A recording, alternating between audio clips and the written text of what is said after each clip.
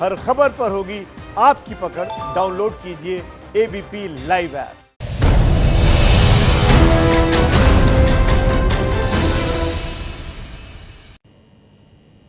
नमस्कार, देश सेवा करने वाला पहला टीवी न्यूज शो मातृभूमि लेकर हाजिर हूं मैं शोभना यादव। मातृभूमि में आज सबसे पहले बात तूफान की। जी हां, देश के दो बड़े राज्य महाराष्ट्र और गुजरात पर अगले 48 घंटे बहुत भारी हैं। दोपहर तक का जो डाटा मौसम विभाग का है उसके मुताबिक निसर्ग तूफान मुंबई के समुद्र तट से करीब 400 किलोमीटर दूर था और थोड़ी देर बाद से तूफान का भारी असर मुंबई, महाराष्ट्र के समुद्र किनारे वाले शहरों पर दिख सकता है। प्रधानमंत्री नरेंद्र मोदी ने भी ट्वीट कर लोगों से सतर्क और सुरक्षित रहने के लिए कहा है। राज्य सरकार और आपदा प्रबंधन की टीम मुंबई सहित समुद्र वाले शहरों में तैनात है। माना यह जा रहा है कि समुद्र तट से टकराने के दौरान तूफान की रफ्तार 100 किलोमीटर प्रति घंटे की होगी, यानी तेज हवा के साथ भारी बारिश का भी अनुमान है। प्रधानमंत्री मोदी और गृह मंत्री अमित शाह तूफान को लेकर बैठक भी कर रहे हैं। तो तूफान का डर, महाराष्ट्र में अलर्ट जारी कर दिया गया है। महाराष्ट्र और गुजरात के तटीय इलाकों को खाली करा लिया गया है। कोस्ट गार्ड भी तैनात है, नौसेना के जवान भी लगातार लोगों को हटा रहे हैं जो तटीय इलाके हैं। कल महाराष्ट्र तट से टकराएगा। मुंबई, ठाणे, पालघर पर खतरा है। रत्नागिरी, रायगढ़ पर भी खतरा है। तो तूफान निसर्ग के चलते ये ताजा अपडेट इस समय हम आपको बता रहे हैं। लगभग 110 किलोमीटर प्रति घंटे की रफ्तार से हवा चलने की आशंका है। बारिश भी होगी। एनडीआरएफ की 16 टीमें तैनात हैं इस तूफान से निपटने के लिए। कच्चे घर वाले लोग हटाए गए, यानी जो तटीय इलाकों पर जो कच्ची बस्तियां थी उनको खाली करा लिया गया है, उनको सुरक्षित स्थानों पर शिफ्ट कर दिया गया है।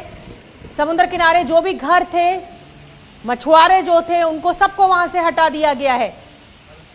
तो उम्पुन तूफान के बाद अब निसर्ग तूफान का खतरा लगातार बढ़ रहा है।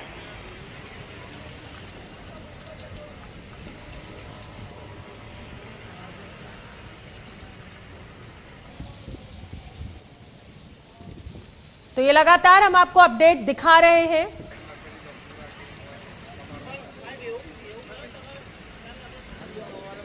तो हमारे साथ तूफान के असर वाले इलाके से रिपोर्टर्स भी जुड़ेंगे। लगातार हम आपको अलर्ट दिखा रहे हैं कि लगभग 100 से 110 किलोमीटर प्रति घंटे की रफ्तार से हवाएं चलेंगी। तो मुंबई से जितेंद्र दीक्षित हमसे जुड़ रहे हैं, रत्नागिरी से विजय केसारकर, दमन से अजय दुबे, महाराष्ट्र गुजरात बॉर्डर के उमरगांव से अर्पित हमारे साथ हैं। अजय दुबे का मैं सबसे पहले रुख कर लेती हूं। अजय दुबे, ये कहा जा रहा है कि लगभग 24 घंटे पहले से असर दिखने लगेगा। आप वहां दमन में मौजूद है, क्या हालात इस समय? शाम के 6 बज रहे हैं और सूर्यास्त के समय जैसा माहौल आम दिनों में होता है वैसा ही माहौल अभी भी है, लेकिन अलग बात यह है कि ऐसा ही माहौल सुबह से बना हुआ है। असर जो है वो कल मालूम चलेगा जाके जो तूफान आ रहा है उसका, पर तूफान ने दस्तक दे रखी है एक दिन पहले से ही। लगातार बारिश सुबह यहाँ पर जारी है, तेज हवा अभी भी चल रही है, समुद्र भी बिल्कुल अभी तो शांत दिखाई दे रहा है, पर जो कल संभावी जो हवा है जिस वेग से चलने जा रही है उसको लेके जो चिंता है उसको लेकर आपको यहाँ पर जितना भी दमन का प्रशासन है पूरी तरीके से अलर्ट है। एनडीआरएफ की जो 2 टीमें लगाई गई हैं, तकरीबन 60 जवान एनडीआरएफ के अलग अलग जो हिस्से हैं उनमें खड़े हो चुके हैं। जाके जितना भी कच्चा मकान था, जितना भी अस्थायी निवास की तस्वीरें आप मुझे दिखा सकते हैं पास के जो स्कूल। अजय दुबे, क्या कुछ तस्वीरें आप हमें दिखा सकते हैं अपने कैमरे की मदद से? शाम का समय है, मैं एक नजर आपको समुद्र की तरफ लेते चलता हूं कि इस समय समुद्र काफी दूर दिखाई दे रहा है। ज्वार भाटा के चलते जो समुद्र है अभी काफी पीछे हटा हुआ है।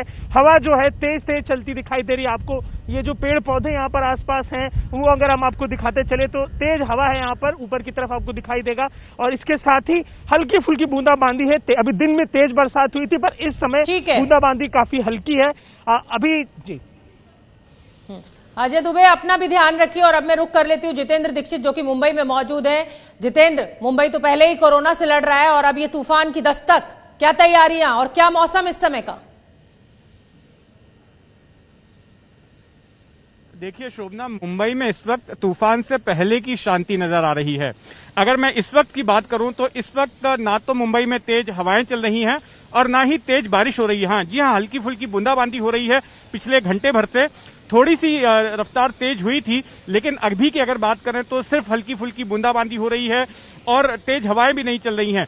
लेकिन तैयारी के लिहाज से अगर देखा जाए तो मुंबई में व्यापक तैयारियां की गई हैं, क्योंकि जो करीब 250 किलोमीटर का इलाका बताया गया है लैंडफॉल का इस तूफान के, वो मुंबई के दक्षिण पश्चिम की ओर जो रायगढ़ जिला है वहां से लेकर के मुंबई के उत्तर पश्चिम में जहां पर अजय दुबे मौजूद हैं, दमन, इसके बीच में कहीं पर भी लैंडफॉल कर सकता है कल दोपहर तक। तो इसलिए मुंबई काफी संवेदनशील है। और मुंबई जितेंद्र, हम आपके पीछे के समुद्र की तस्वीरें देखना चाहते हैं। क्या मछुआरों को पूरी तरह से बुला लिया गया है वापस? जो तटीय इलाकों पर जो बस्तियां थी उनको खाली करा लिया गया है?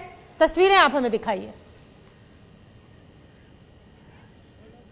देखिए, मैं इस वक्त मुंबई के मरीन ड्राइव पर हूं। मुंबई का, दक्षिण मुंबई का सबसे हाई प्रोफाइल इलाका है ये, और ये वही कर्व है। यहां पर आप देखेंगे मछुआरों की तमाम जो नौकाएं हैं वो तटों पर लगी हुई हैं। और अगर इस मरीन ड्राइव के हम दक्षिणी छोर की बात करेंगे तो वहां पर मछुआरों की बस्ती है कफ परेड में। वहां पर तमाम जो मछुआरों की बोट्स हैं उनको लाकर लगा दिया गया है, और कल तक ही सभी मछुआरों की बोटें जो हैं वो वापस लौट आई थी। और न केवल मुंबई बल्कि मुंबई से सटे हुए ठाणे जिले और पालघर जिले में जो समुद्र तट हैं वहां पर भी नौकाओं को वापस बुला लिया गया है। और कुल 15 टीमें महाराष्ट्र में एनडीआरएफ की लगाई गई हैं, जिनमें से एक टीम सिंधुदुर्ग में है, कुछ टीमें रायगढ़ जिले में भेजी गई हैं, मुंबई में टीमें हैं, ठाणे जिले में टीमें हैं और पालघर जिले में टीमें हैं। तो इन तमाम जगहों पर की जो आवाज है वो हम तक कट के आ रही है। जितेंद्र, मैं फिर आपका रुख करूंगी, आपकी आवाज ठीक से नहीं आ रही है।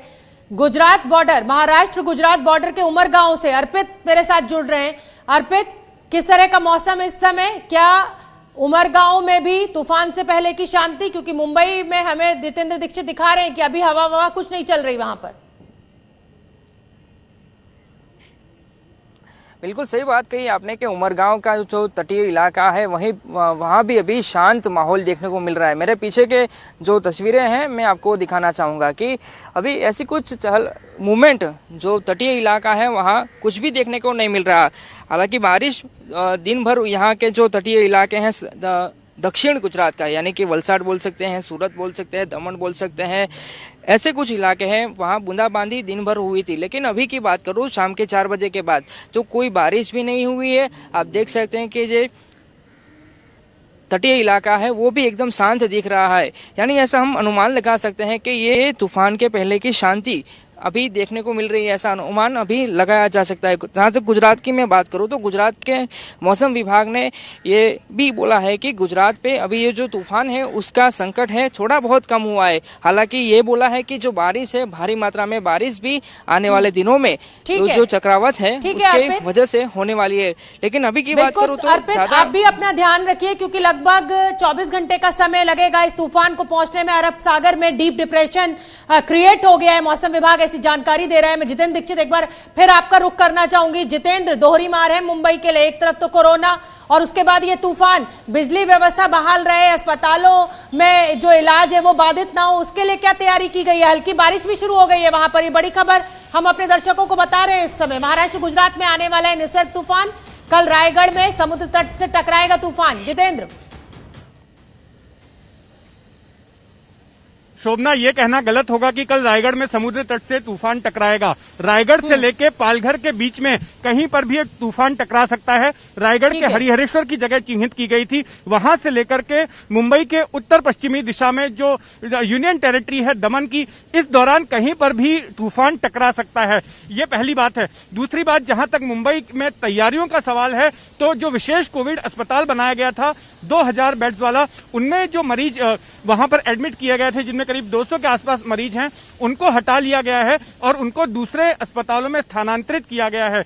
ये जो अस्पताल स्पेशल बनाया गया है मुंबई के बांद्रा कुर्ला कॉम्प्लेक्स में, वो अस्थायी अस्पताल है, पक्का अस्पताल नहीं है। इसलिए अगर बड़े पैमाने पर तूफान आता है और जोरदार बारिश होती है तो हो सकता है इस अस्पताल को भी नुकसान पहुंचेगा। और इसलिए एहतियातन जो तमाम लोग, जो तमाम कोरोना के मरीज जो है उस अस्पताल में एडमिट किए गए थे, उनको वहां से हटाकर दूसरे अस्पतालों में शिफ्ट कर दिया गया है। इसके अलावा तैयारियों के सिलसिले में महाराष्ट्र के मुख्यमंत्री उद्धव ठाकरे ने गृह मंत्री अमित शाह से बात की और उसके बाद में तमाम इंतजामों का सरकार की ओर से जायजा लिया जा रहा है। वेस्टर्न नेवल कमांड जो है इंडियन नेवी की वो अलर्ट पर है, उसने अपने तमाम जहाजों को अलर्ट पर लगा दिया है। जो तमाम बहुत अहम जानकारी दे रहे हैं उनको भी अलर्ट कर दिया गया है। बिल्कुल, कोस्ट गार्ड भी लगा हुआ है, नौसेना प्रशासन सभी मुस्तैद है, एनडीआरएफ की 10 से ज्यादा टीमें इस समय मौके पर मौजूद है। आप तीनों का बहुत बहुत धन्यवाद, पर आप अपना तीनों ही बहुत ख्याल रखिए क्योंकि तूफान ने अपनी दस्तक दे दी है महाराष्ट्र और गुजरात में। मुंबई के गिरगांव चौपाटी पर रेस्क्यू टीम की कैसी तैयारी है इस चक्रवाती तूफान से निपटने की, देखिए एबीपी न्यूज संवाददाता रेणु चौधरी की ये रिपोर्ट। महाराष्ट्र पर अब निसर्ग चक्रवाती तूफान का खतरा मंडरा रहा है। इसी को देखते हुए अब मुंबई में कई तरह की तैयारियां यहां पर की गई हैं। ये जो टीम आप देख रहे हैं ये मुंबई दमकल विभाग की टीम है जो यहां पर गिरगांव चौपाटी पर मौके का जायजा लेने के लिए पहुंची हुई है और यहां पर लगातार जो रेस्क्यू टीम है वो मौजूद है, लाइव रेस्क्यू टीम है, सर्फ टीम है। इस पर ज्यादा बात करने के लिए हमारे साथ मुंबई दमकल विभाग के चीफ फायर ऑफिसर रंदाली जी, उनसे बात करते हैं। सर, किस तरीके की तैयारियां आप कर रहे हैं? हम लोग जो है हमारे पास 150 फ्लड रिस्पांस टीम के लोग हैं, दृष्टि लाइफ गार्ड के contractual 94 life guard also working with us. Life guard तो हर टाइम रहते हैं पर ऐसे सब सिचुएशन में फ्लड रिस्पांस टाइम हम इनको बैकअप देती है। कल जिस तरीके से अनुमान लगाया जा रहा है कि काफी सर्ज रहेगा, बट लकीली लॉकडाउन होने की वजह से beaches are going to be empty, so इतना कोई इशू नहीं लग रहा है बीचेस साइड में। बट ओनली द जुग्गीज जो है समुद्र किनारे के बाजू में, उसमें अगर पानी पेनिट्रेट होता है या तो हेवी रेन कोइंसाइड होके इनलैंड अगर काम कुछ बढ़ रहा है और वहां पे सर्च एंड रेस्क्यू करना है तो उसके लिए पूरे लाइफ गार्ड जो है वो लाइफ गार्ड और हमारी। तो देखा आपने, प्रशासन पूरी तरह से मुस्तैद है और मेरे साथ वेदांत अलीबाग से जुड़ गए हैं। वेदांत, मौसम विभाग के द्वारा कहा जा रहा है कि अलीबाग के तटीय इलाकों से ये तूफान टकराने वाला है। इस समय मौसम के क्या हाल है वहां पर?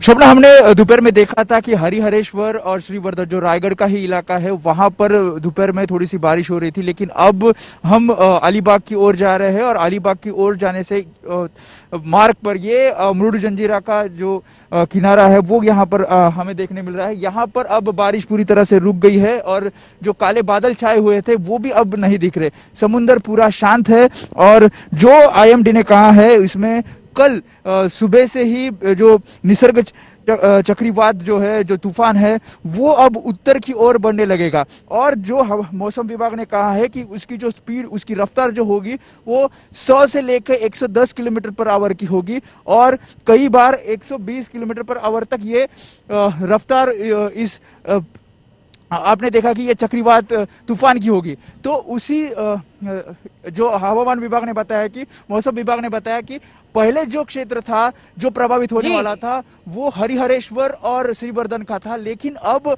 अलीबाग जो है, अलीबाग ज्यादा प्रभावित हो सकता है। इस कारण एनडीआरएफ की 4 टीम में से 3 टीम यहाँ पर मतलब अलीबाग पर तैनात की गई है और एक टीम श्रीवर्धन के समुद्र किनारे रहेगी।